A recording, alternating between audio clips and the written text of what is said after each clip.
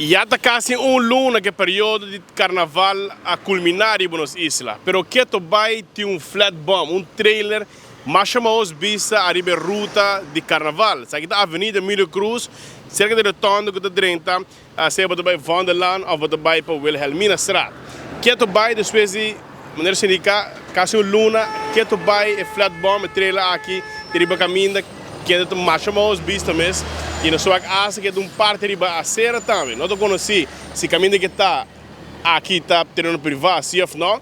Pero tu suplicar, se é departamento de governo, afinal 2 meses, por favor, para desfrutar de carnaval, passa bom, a jump, tá tem refresco, comida, tudo coisa, tem trailer. E a período passa e vai trailer aqui arriba ruta, qual uma chamamos vista, diferente pessoas não bate alarma, ante visa uma isla assim bonita, maneira rua e quando caminha tem trailer mais chamamos vista aqui arriba Avenida Emílio Cruz.